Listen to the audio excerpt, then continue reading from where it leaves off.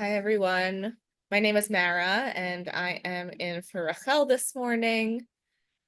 As always, for our Daf Yomi highlights, there's a lot of material. I only have a half an hour. So today we are joined by Rabbi Avigayil Halpern, who is based in DC and is also a friend of mine. So I'm lucky that I get to learn her Torah this morning. And thank you all for being here. Go ahead, Rabbi Avigayil. Okay, good morning. So I'm going to put my source sheet in the chat if you prefer to look at it as a Google Doc link. And I'm also going to share my screen. So if you prefer it that way, we can do it that way. So let me just do that. And today we're talking about a recurring theme in our tractate of Bava Batra, which is seeing each other and privacy and what are the stakes of that. So all right, can I just get some nods if you can see my screen so I can make sure it's working? Amazing.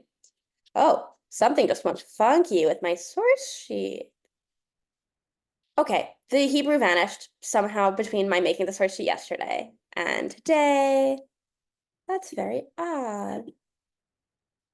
Okay, we're just gonna roll with it. Okay, it's Bava Batra 60a if you want to go on Safari and follow along in the Hebrew.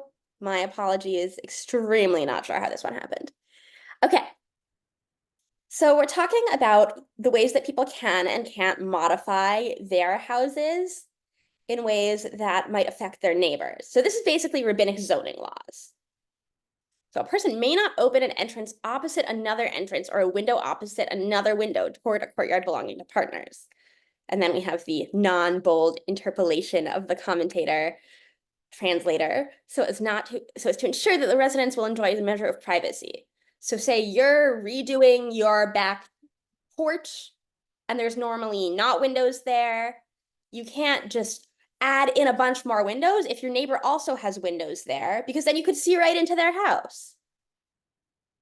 If there was a small entrance, you may not enlarge it.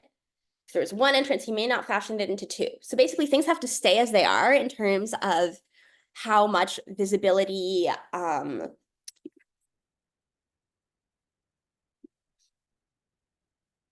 hold on. We're gonna get there. We're gonna get there. I see you in the chat. Right. So we can have some measure of privacy. So, like my parents, for example, the front window of their dining room is like this big picture window that looks onto the street. My parents live in a really Jewish neighborhood. All the time, the neighbors walk by, they're like, hi. And so my parents started closing the curtains at night. Not necessarily because there's anything like untoward going on inside, but just because like there's something about it that like you don't always want your neighbors to be able to see into your house. It ruins your sense of home. Similarly, if there was a small, okay, but when they open an entrance opposite another entrance or a window opposite another window toward the public domain. So actually, I gave a bad example because my parents' window faces the street. And so my across the street neighbors, if they wanted to, could have a giant picture window that if they wanted to, because already everybody walking by can see in. So there's no problem. It doesn't change the level of privacy if you're already facing a public area. And so too, if you're facing a big public area, you can enlarge the door, you can enlarge the entrance into two entrances. So that was the Mishnah, that was our original rabbinic text. And now here's the Gemara, the commentary on this from the later sages. So the Gemara asks, from where are these matters? Where are you getting this rule, basically? They have this oral tradition that might be coming down in the Mishnah, but they don't know what the rule is coming from. They say, we need a source. And now, here we go. This is what Rob said in the chat. Rabbi Yochanan says that the verse states that we're going to get a verse from the Torah. And Balaam lifted up his eyes and he saw Israel dwelling tribe by tribe. And the Spirit of God came upon him. So this is from the parsha called Balak, where the non-Jewish prophet Bilam is hired by the Moabite king Balak to curse the Jewish people. And Balaam, basically, who's a prophet, can talk to God, says, hey, God, am I allowed to go do this? God says, yes, it's okay. But then when Balaam goes and actually tries to curse, the only thing that comes out of his mouth are blessings. And it's a little bit comedic. He keeps trying to say curses, and the only thing that comes out are blessing. Okay. And then, so the Gemara asks, what was it that Balaam saw that so inspired him? What is it that made the Spirit of God come upon him in this moment? He saw that the entrances of their tents were not aligned with each other, ensuring that each family enjoyed a measure of privacy. Right? That instead of my side window and my neighbor's side window looking right into each other's houses, they're skewed at an angle so we can have some privacy. And he said, if this is the case, these people are worthy of having the divine presence rest on them. Do you agree with this? Do you think that privacy and not being able to see into each other's houses and having these little atomized bubbles of our homes, do you think that that's holy enough to merit blessings? Why is that a special thing? And feel free to click the raise hand button. Feel free to share in the chat.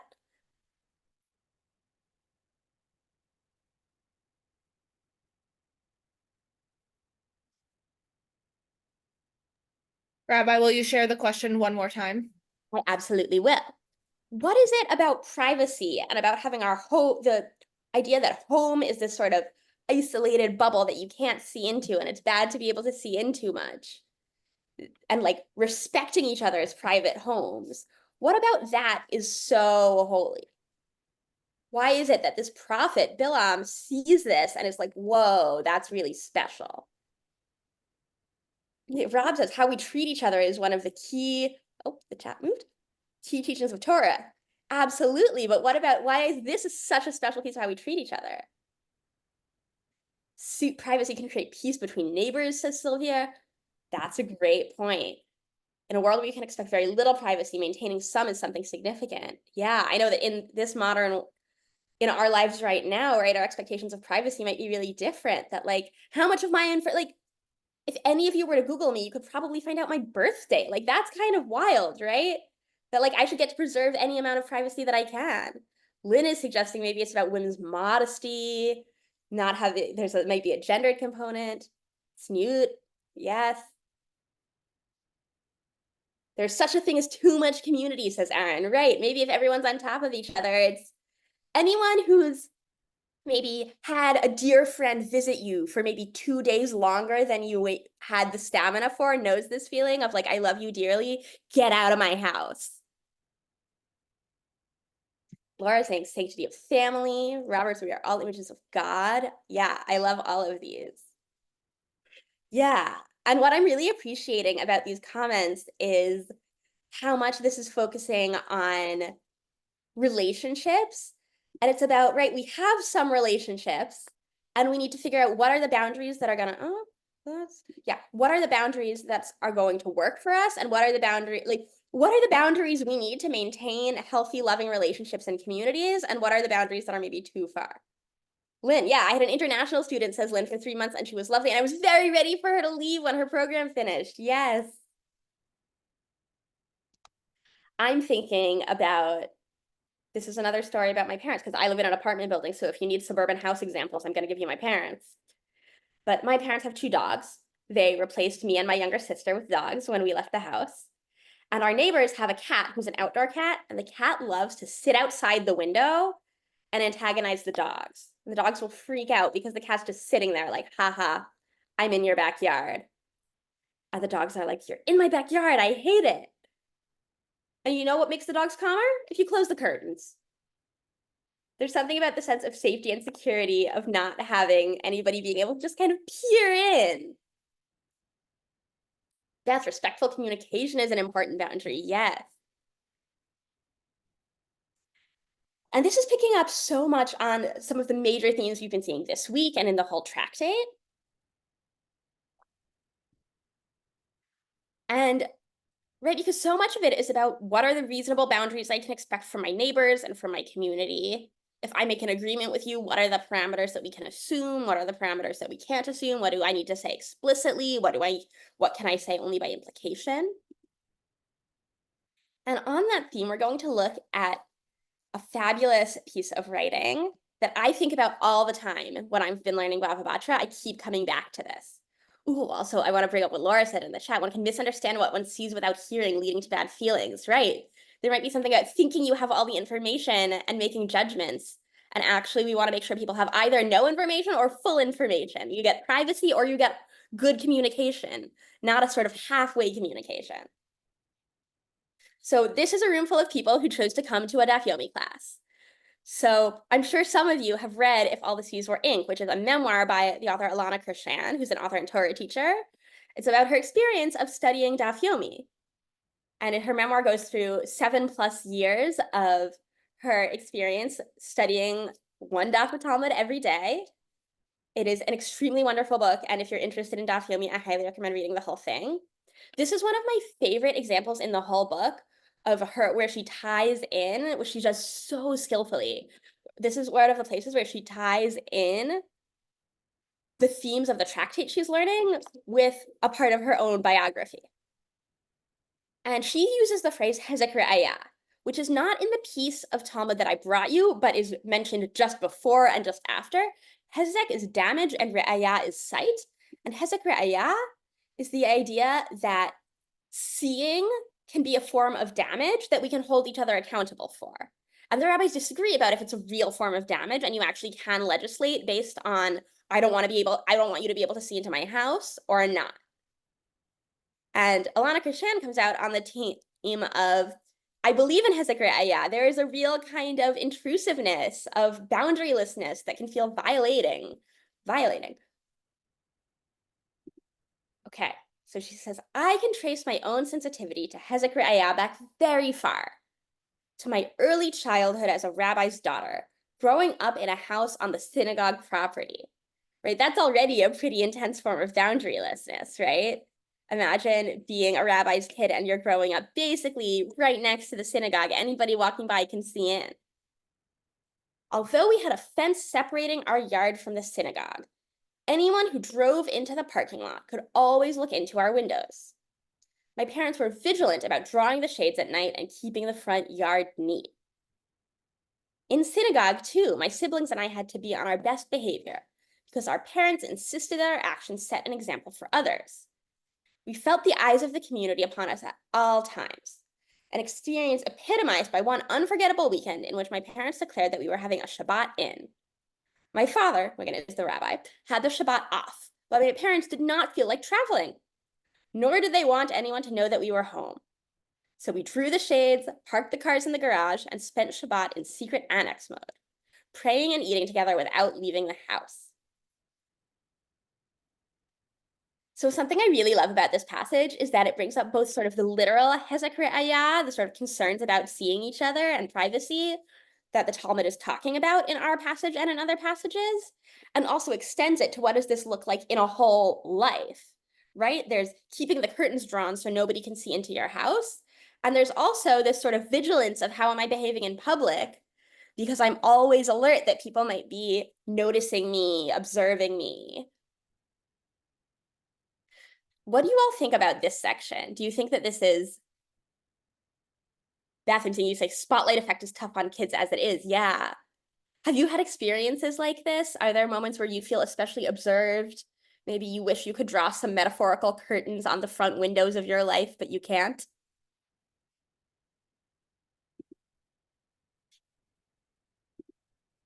And then the flip side of this question are there times when you kind of want to be peering in other people's windows? I don't know about all of you, but I know when I'm walking around at night and someone has like a big picture window in the front, I look when I'm walking by. I'm curious. And I can't help it.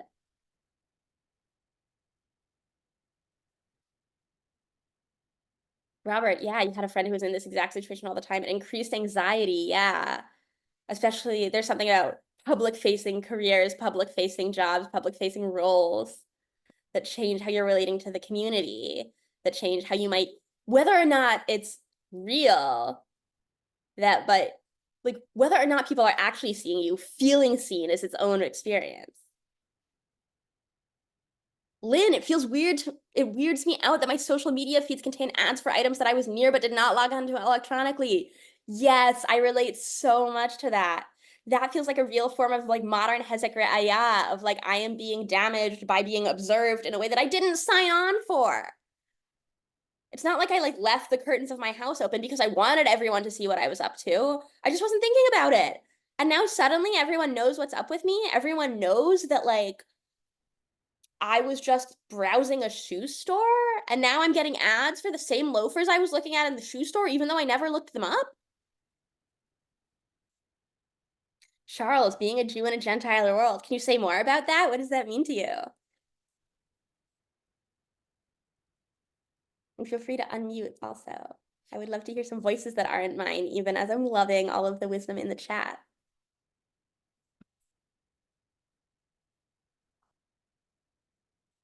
Susan says if there's something different about you from the rest of your community, you might get disproportionate and unwanted attention.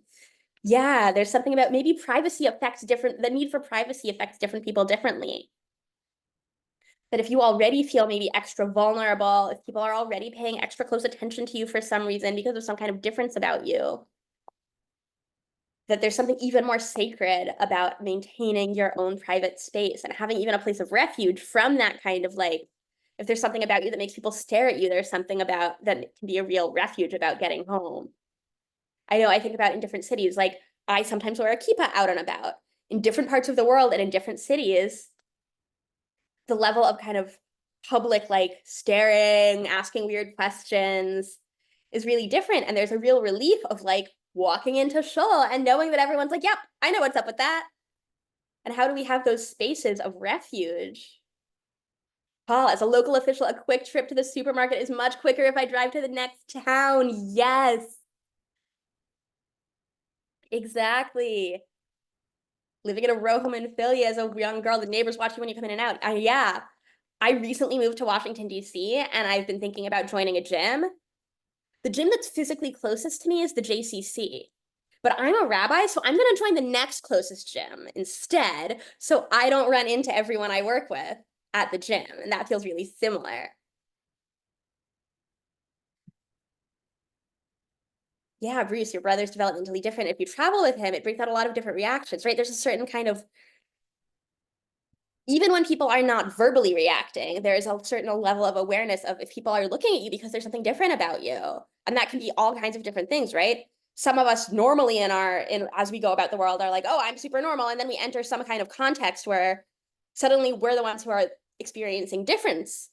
And suddenly we're remarkable and we're being stared at. Right? This is always conditional and always shifting. Okay, I'm gonna look at a little more of this Ilana Krishan piece together. Okay, from an early age, my siblings and I learned never to reveal more than we needed to about our family. If someone called to speak to the rabbi, we were supposed to say, I'm sorry, he can't come to the phone right now. And not that he wasn't home. And certainly not that he was at Mrs. Necht's funeral or the supermarket buying more paper towels.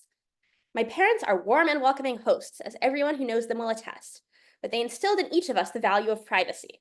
For me, it has become second nature. I use social media and group emails, preferring to communicate with one person at a time.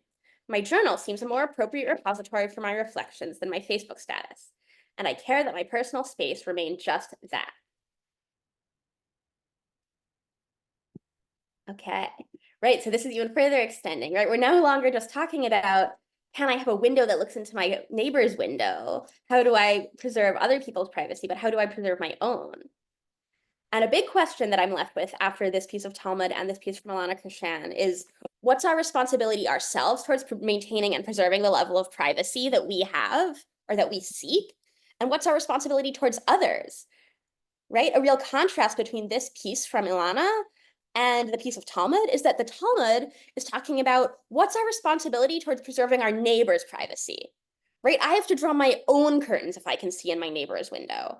And Ilana is saying, here are the things I do to preserve my own privacy, right? I might say, I'm going to join the New York Sports Club that's north of me instead of the JCC that's south of me. But maybe the responsibility is on the people I work with to not schmooze with me in the JCC locker room if I join the JCC, right? And there's this two-sided element here. Lynn, I see you're pointing out you moved from a single family home to a condo community after your husband died. I'm sorry. I wanted less privacy and more safety that you get from having neighbors. Right, there's something about, in some ways, you want to be around people, you want to be known, you want to be seen.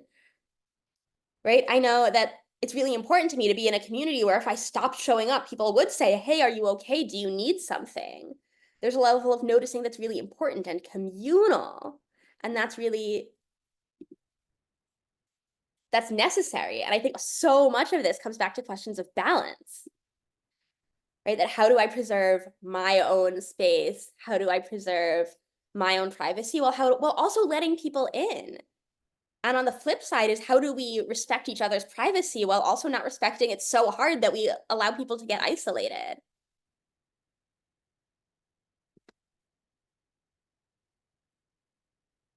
I would love please talk out loud. It would make me so happy to hear someone's voice. I'm happy to invite people to unmute, but I will need a visual cue or you can ask in the chat to be muted as well. Okay, great. Raise that hand. Okay, well, I was thinking in terms of, I mean, if someone looks physically different, has a visible disability, of the blessing of blessed are you who varies their creatures, and what can be problematic with that rather than just assuming that this is normal. And one thing I've noticed and my appreciation for has been for people in New York City, who any New Yorkers, please don't take offense, but I've noticed how much nicer people in New York have become since the pandemic, yet there's also that sense of respecting privacy and of not staring. So my blessing is blessed are New Yorkers who don't stare. I love that, Susan, right? And different places have such different norms around that. I know that whenever I move, like when I'm in a place where people say hi to each other on the street, and then I go back to I live in Washington, D.C. Before that, I lived in Berlin. Before that, I lived in New York. These are not places where people say hi to each other on the street. It feels creepy and weird if someone stops and says hi to you when you're just walking by. Like, I'm just going about my day. Why are you talking to me? And then it's like, I'll visit my parents in a suburb. I'll visit a friend who lives I was just visiting a friend in the Midwest. Everyone you walked by is like, hi, have a good one. I was like, are you okay? Why are we talking? And so much of it is contextual and gives us these different senses of, right, there's a certain respect of not saying hi to people or not staring. I remember I went to rabbinical school in New York, and that's an intense experience. Rabbinical school is intense. It was a huge relief the time I cried on the subway and no one talked to me. Right? You actually sometimes want to be in private even if people can see you. And part of it is how do we respect that while also, if I was crying around some friends and they were all ignoring it, like that would be really upsetting. But around strangers, you do want a privacy. And how do we kind of work to figure out both how to ask and how to offer it in ways that are respectful of boundaries while also giving people what they need? Yeah, Lynn, please.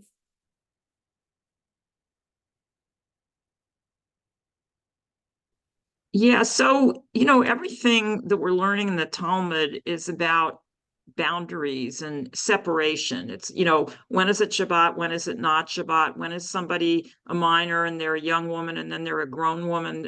Just when is this my property? When is this your property? When can I walk across your property? When you can't, on a million things. So the privacy thing, it just seems like it's about what do you do in some spaces? There's some space it's appropriate to do certain things, which would be inside your home.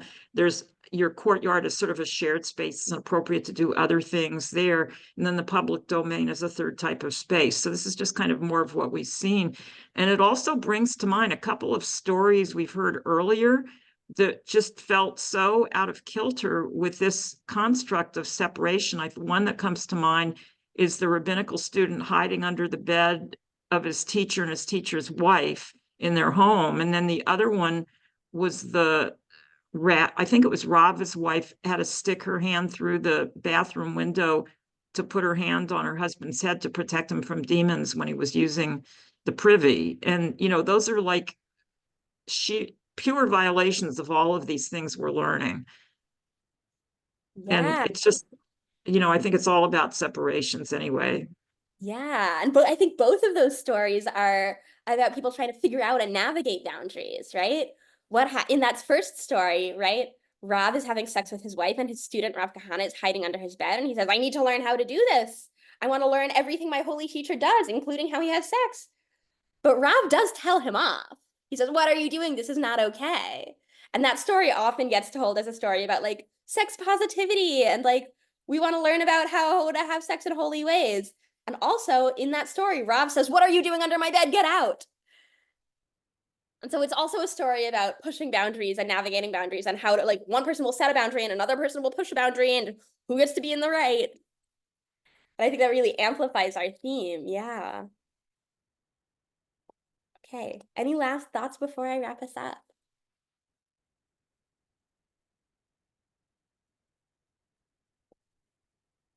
All right. Thank you so much for learning Torah with me. It was a real treat to start my day with you all. Thank you so much, Rabbi Avigayil Halpern. Thank you all for being here. If you are still craving more text study this morning, I'm including a link in the chat.